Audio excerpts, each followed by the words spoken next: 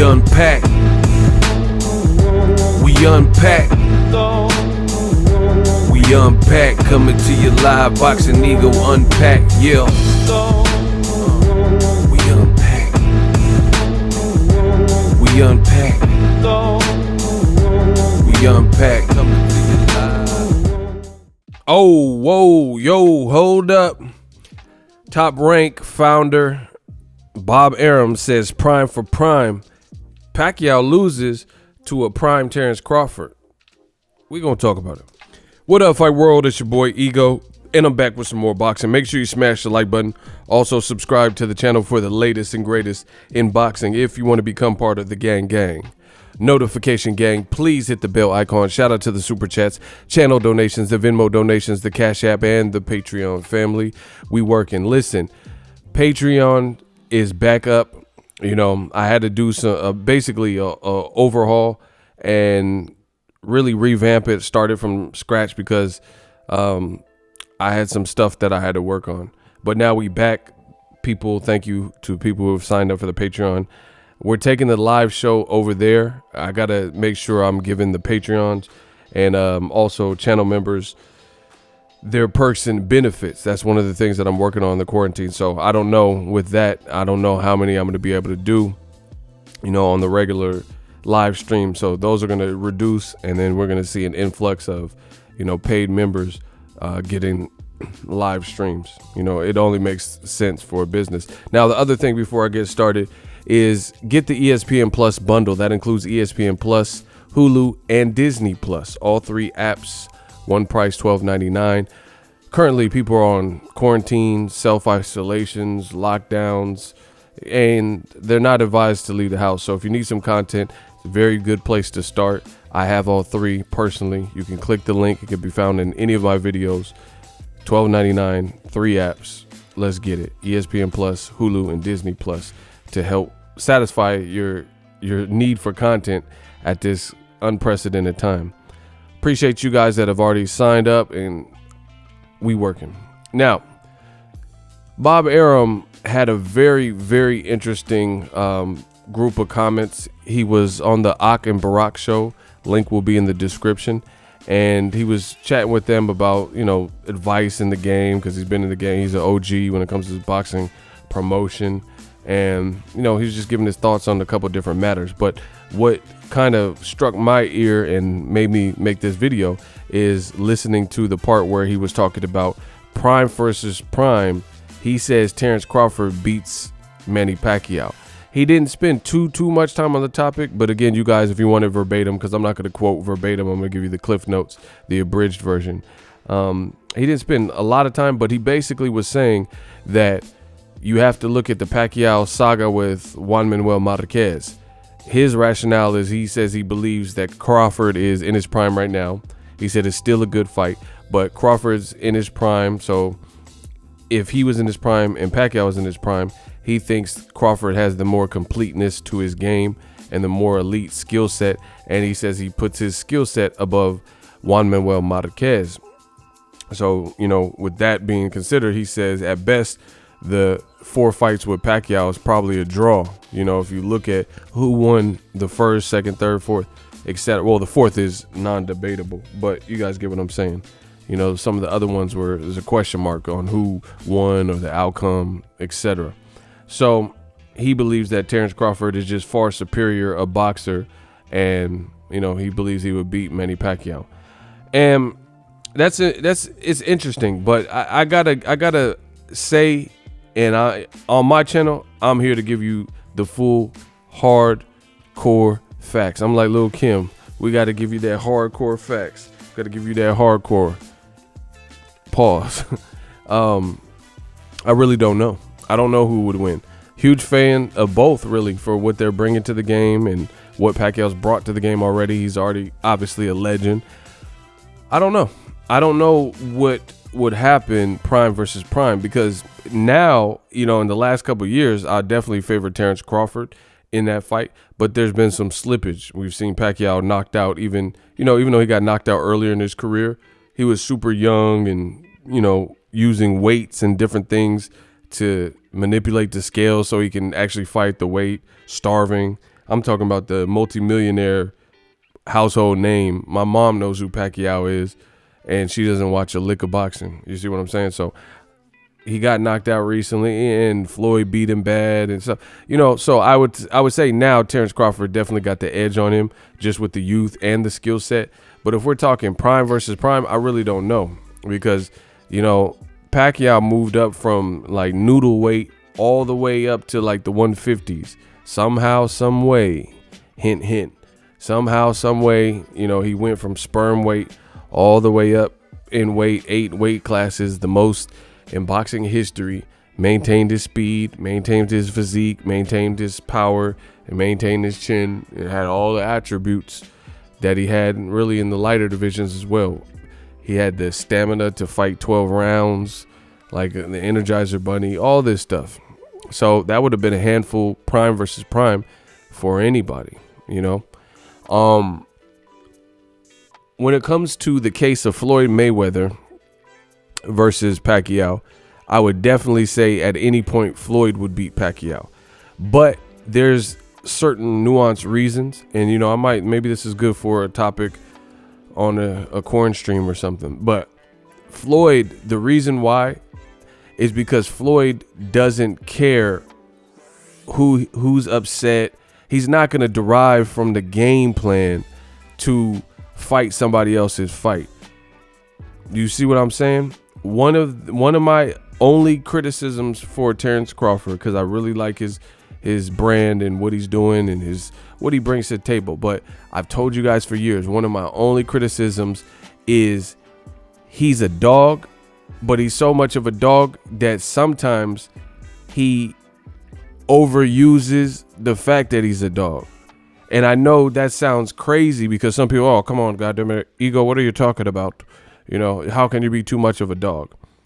I just feel like in life in general, let alone boxing, there's a time and a place. There's a time and a place for everything. So like, let's say somebody's from the hood, right? And they're real brash, real blunt, real, loud. They're known to get aggressive, and everybody's afraid of them. They strike fear in the hearts of men because they're, these hardened felon, criminal, drug dealer, cartel syndicate, right? So having that in that world, if you're dealing drugs, that's not bad. That's not bad to be feared, and people don't take dumb chances, and people don't disrespect you, because you in some grimy stuff. But if you were a kindergarten teacher or a school teacher, and you seem like that, and you seem unapproachable, or you seem too hood, too ghetto, whatever the situation is, then that would be out of place. You see what I'm saying? So anything, I believe life in general requires balance. So you have to balance your sides, the sides of you. You can't just be aggressive all the time. You can't be passive all the time. But there is a chance, and there are times in life where you have to, it's better to walk away and take the higher road, or the more passive road.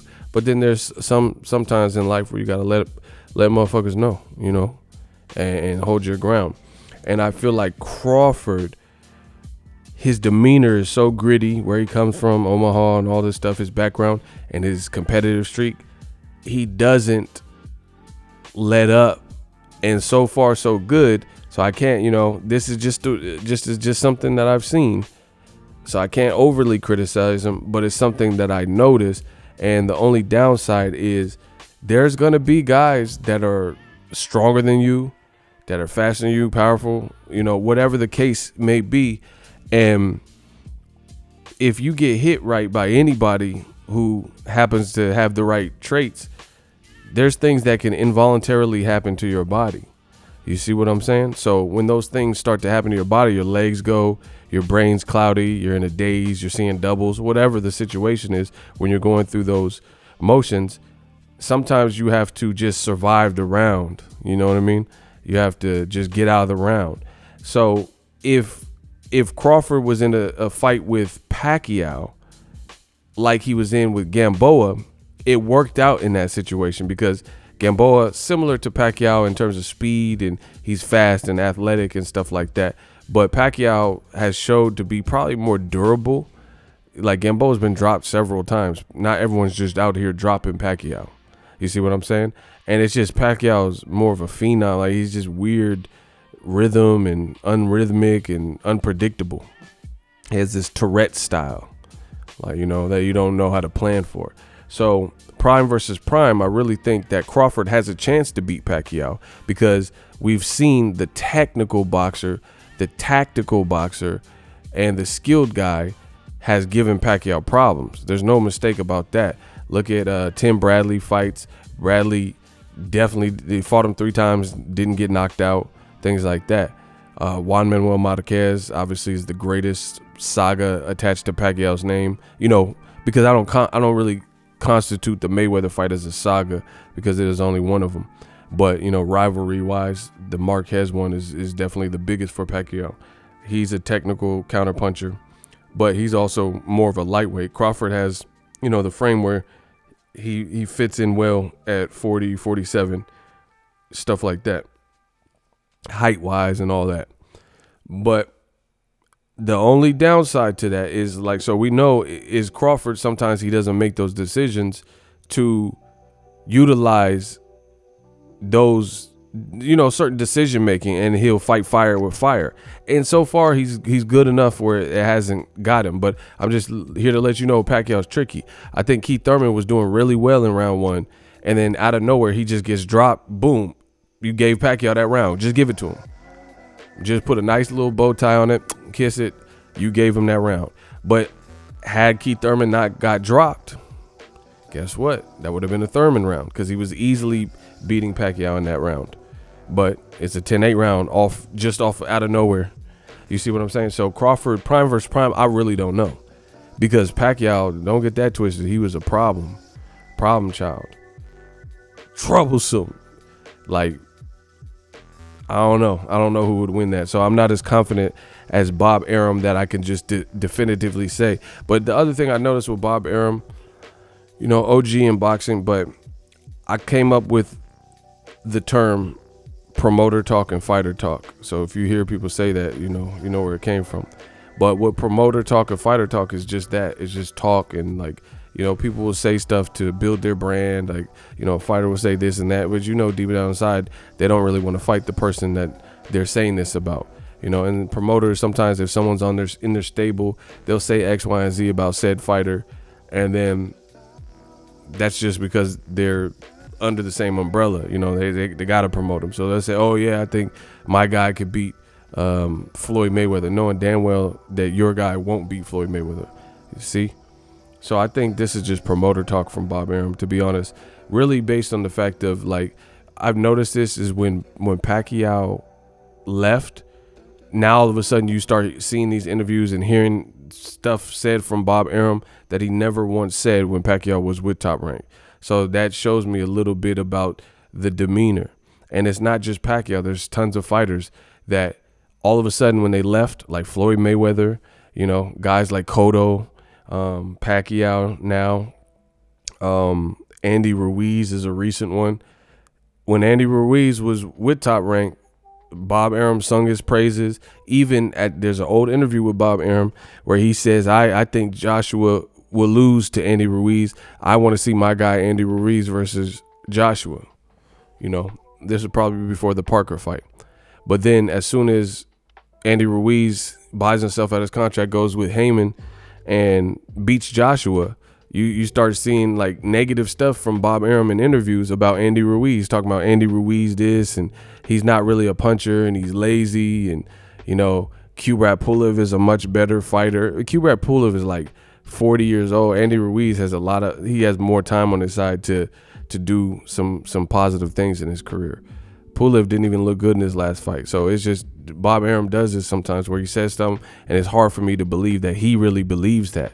Because again, if you really believe this and you're so, you know, you're a stickler for truth, then why didn't you say none of this stuff when these guys were signed with you? When Pacquiao's with you, you didn't say Crawford would beat his ass and you didn't make the fight.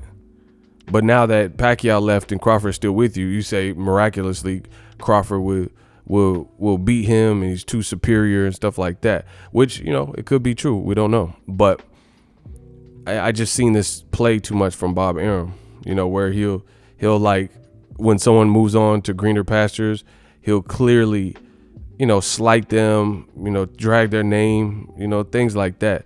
And I think it's rather a bit petty, me personally. Objectively looking at the fight, because I don't have no reason to make I'm not promoting either guy, Crawford or Pacquiao, under my label. So I'm just giving you my honest opinion. Crawford definitely has a chance to beat Pacquiao based on Pacquiao's ability, or inability, I guess you should say, inability to thrive and have some of his better performances against clinical guys who can box and with height and, good jabs and stuff like that. Floyd Mayweather, arm reach of Floyd, the height of Floyd, the leg movement. The only downside is it's not a foregone conclusion, because let's be clear, Pacquiao is still a beast and he's been a monster. So it's still a good fight, because especially after, there's no way, especially now that we watch Crawford's last fight with the Mean Machine. Mean Machine is nowhere near as accomplished as Pacquiao. If you believe that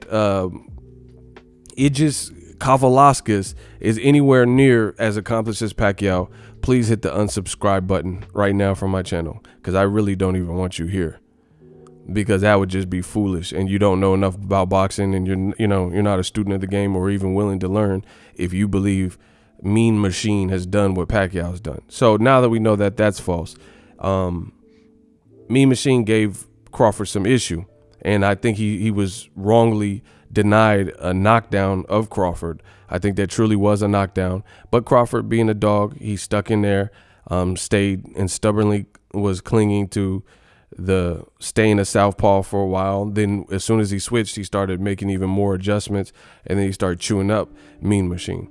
But Crawford looked like he got buzzed pretty good in that fight. Also the Gamboa fight, he's been hit with some. Pacquiao is just like more of a whirlwind tornado, and especially back then when he's fighting Marco Antonio Barrera in the early fights with Juan Manuel Marquez and Eric Morales, he made Morales quit, in that third fight. So Pacquiao's a monster. He had Antonio Margarito, was never the same. His eye was never the same after the Pacquiao fight. Cotto had him leaking, right? He even stung Floyd, even though he looked horrible in that fight. So, it's not a foregone conclusion, but partly because, like I said, Terence Crawford has all the skills to do kind of whatever he wants. But sometimes, in my opinion, he chooses to fight fire with fire and go the dangerous route, which is fun for fans. But against a guy like Pacquiao, those little mistakes could cost you, because if you try to get into a pissing contest with Pacquiao, he might be able to piss a little bit further in that element. That's why I say when Floyd, I don't think there's no era where Pacquiao would have beat Floyd, because Floyd's just too smart. And I'm not saying Crawford's not smart or other guys, but he's just too smart, and he's too smart always, and he always makes the best decisions for him in fight. Crawford, I can't say that he is always stuck to the game plan of making the perfect decisions, because like the Mean Machine fight, again, that's his most recent fight. What have you done for me lately type of sport? You look at it, and the Mean Machine fight, he stubbornly stayed a southpaw when it wasn't really beneficial. And I don't even know why he came out as a southpaw against this puncher, because a lot of times he comes out as orthodox, and then, maybe even in the first round, he'll switch to southpaw. So it's just like a weird decision after you got hurt and you were getting hit by the same type of punch, same hand and stuff.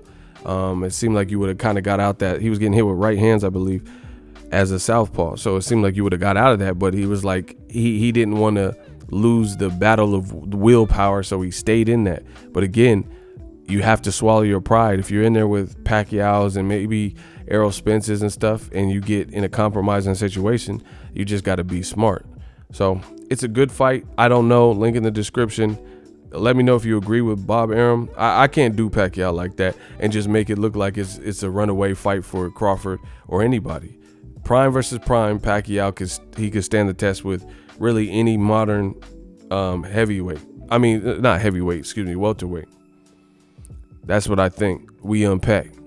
So if you enjoyed this video and want more content like this on the channel, you can show your appreciation by going to the PayPal donate button or the YouTube support button, and you can donate any amount that you feel is equivalent to the value of this video. Much more to come. Thank you guys for your support. Boxing Ego, the future of boxing.